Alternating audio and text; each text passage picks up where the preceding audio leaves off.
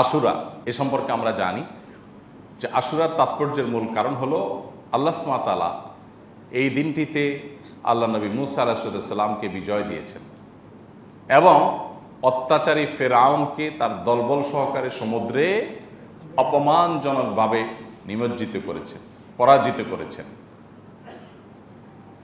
যে মানুষগুলো মাজলুম ছিল, নিষ্পেষিত ছিল, যুগ যুগ ধরে আল্লাহ সুবহানাহু ওয়া তাআলা তাদেরকে নাজাত এবং মুক্তি দিয়েছেন। এটা নাজাত এবং মুক্তির দিন, বিজয়ের দিন।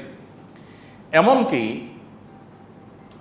ইতিহাসের পরিক্রমায় তার হাজার হাজার বছর পরে এসে নবী করিম সাল্লাল্লাহু আলাইহি সাল্লামের, আমাদের নবী সাল্লাল্লাহু আলাইহি সাল্লামের ওয়াফাতের, তার মৃত্যুর প্রায় অর্ধ শতাব্দীর পর এসে তারই কলিজার টুকরা দৌহিত্র হোসেন রাদিয়াল্লাহু তাআলা আনহুকে যে সপরিবারে কারবালার প্রান্তরে নির্মমভাবে শাহাদাত বরণ করতে হয়েছে, সেটাও কিন্তু বিজয়ের ইতিহাস, পরাজয়ের ইতিহাস না।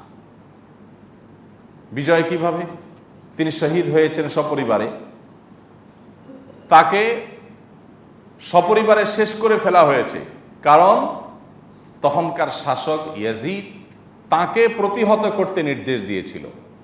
যে ইয়াজিদ বলেছিল হুসাইন রাদিয়াল্লাহু তাআলা যেন আসতে না পারে এদিকে, তাকে যেন ঠেকানো হয় যে কোনো মূল্যে।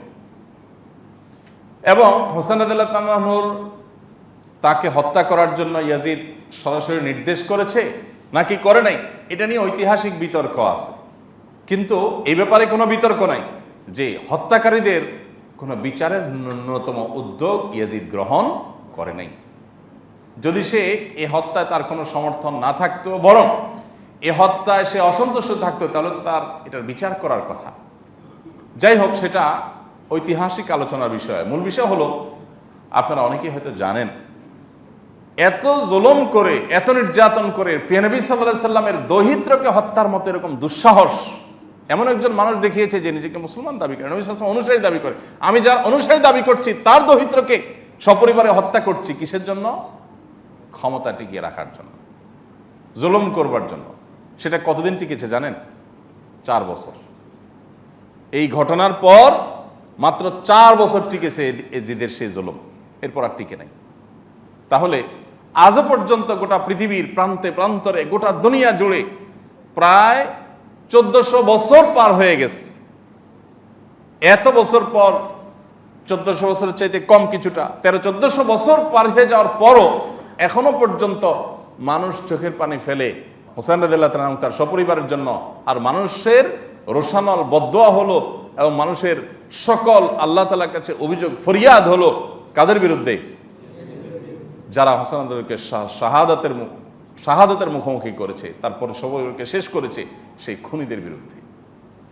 তাহলে ইতিহাসে অমর হয়ে আছে যারা, তারা বিজয়ী, নাকি ইতিহাসের যারা আস্থা করে নিক্ষিপ্ত হয়েছে, অভিশপ্ত হয়েছে, তারা বিজয়ী? কারা বিজয়ী? নিশ্চয়ই যারা অমর হয়েছে তারা বিজয়ী। তাহলে আশুরার ঘটনা, আশুরার দিনে কারবালার ঘটনা, সেটাও কিন্তু বিজয়ের ইতিহাসই রচনা করেছে।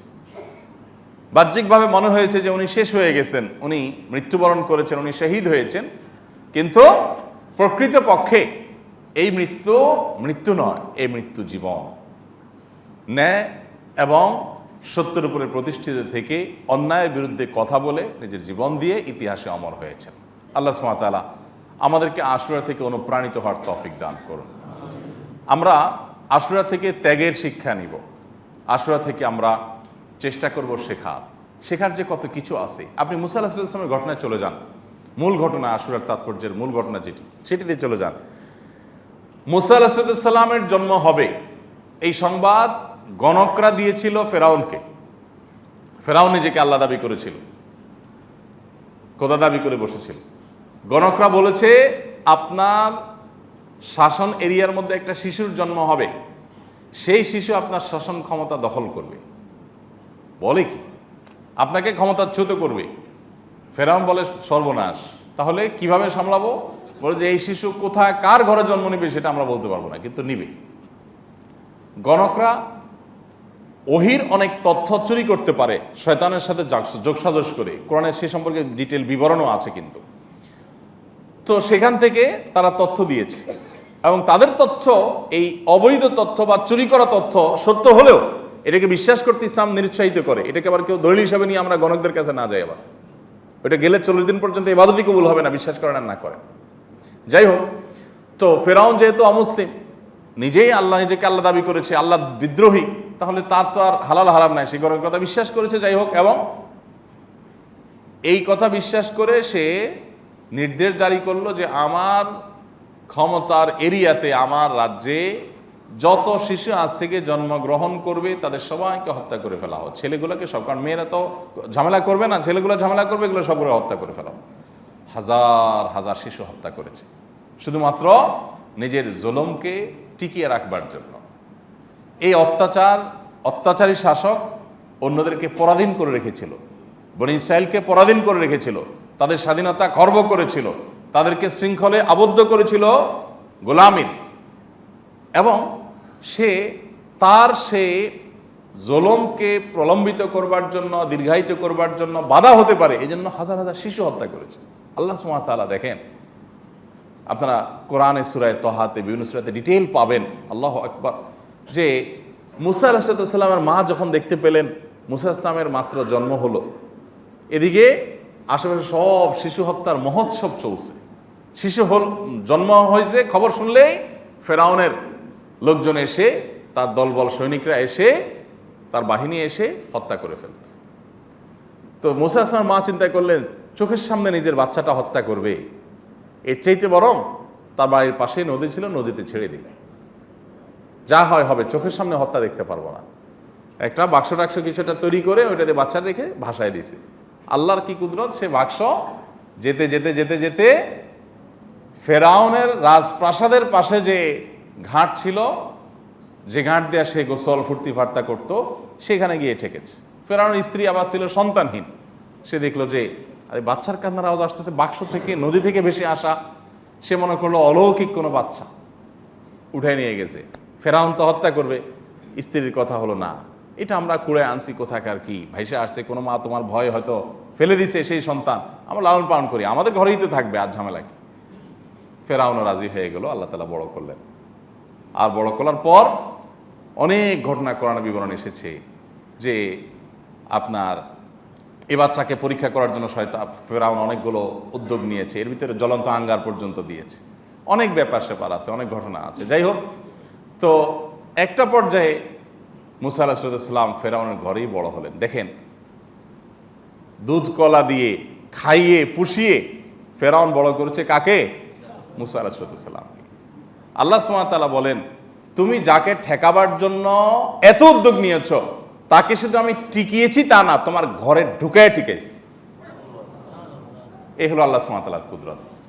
কিন্তু এই কুদরতটা মানে চাইলেই আপনি পেয়ে যাবেন বেটে বলে, এরকম না।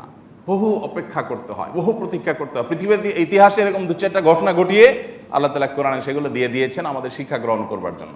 আমরা তো অনেকে একটু মেঘ দেখলেই পালায়া দৌড়াইতে চাই। আমি ন্যায় এবং সত্যের উপরে যদি প্রতিষ্ঠিত থাকি, তাহলে আমি আমার কক্ষপথে, আমি আমার লক্ষ্যপথে অবিচল থাকব। আমার সফলতা দেওয়ার মালিক আল্লাহ সুবহানাহু ওয়া তাআলা। এমনকি আমার যদি জীবনও চলে যায়, যাক, কিন্তু আমি কখনো অন্যায়ের পথে পা বাড়াবো না। আজকাল তো সামান্য একটু লোভে আমরা ঘুষ, সুদ, দুর্নীতি, 2 নম্বরের পথে চলে যাই। আমি মনে করি যে একটু অভাব অনটনের ভয়ে আমাকে এই পথে চলে যেতে হবে, আমি সরে যাই, লক্ষ্যপথ থেকে সরে যাই।